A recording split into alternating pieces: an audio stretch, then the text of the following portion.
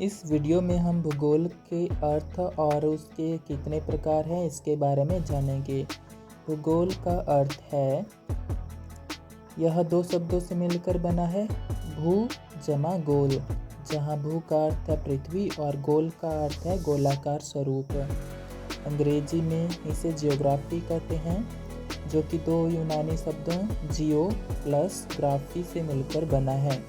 यहाँ जियो का अर्थ है पृथ्वी और ग्राफी का अर्थ है वर्णन करना, अर्थात वह विषय जो पृथ्वी का संपूर्ण वर्णन करे वह भूगोल है।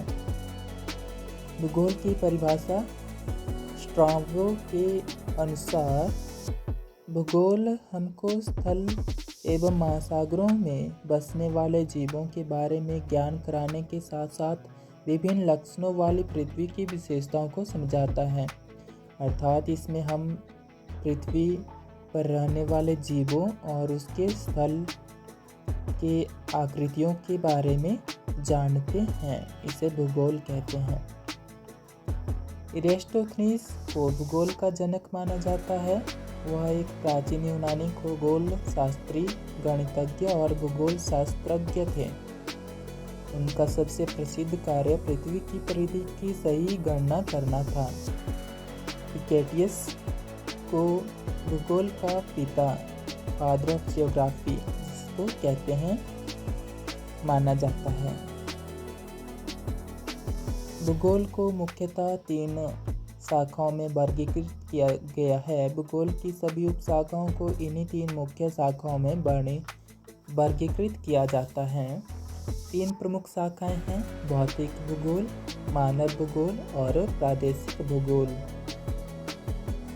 भौतिक भूगोल की उपशाखाएं हैं खगोलीय भूगोल, जलवायु विज्ञान, भू आकृति विज्ञान, जैव विज्ञान, समुद्र विज्ञान, मृदा विज्ञान है। इन सब विषयों के बारे में हम भूगोल में, भौतिक भूगोल में जानते हैं। मानव भूगोल के अंतर्गत मानव की उत्पत्ति से लेकर वर्तमान समय तक उसके पर्यावरण के साथ संबंधों का अध्ययन किया जाता है। मानव भूगोल पृथ्वी की समस्त सतहों और मानव समुदायों के बीच संबंधों का अध्ययन करता है। इसमें पृथ्वी की सतहों और मनुष्य की उत्पत्ति मतलब जन्म से लेकर और उसके किस तरह से वो पर्यावरण में रहता है, उसका संबंध का जो अध्ययन है इस तरह का, उसे मानव भूगोल कहते हैं। इसमें ऐतिहासिक भूगोल, राजनीतिक भूगोल, आवासीय भूगोल, जनसंख्या भूगोल, आर्थिक भूगोल, सामाजिक एवं सांस्कृतिक भूगोल, सैन्य भूगोल, चिकित्सा भूगोल, ये सब इसके अंतर्गत इनका अध्ययन किया जाता है मानव भूगोल के अंतर्गत।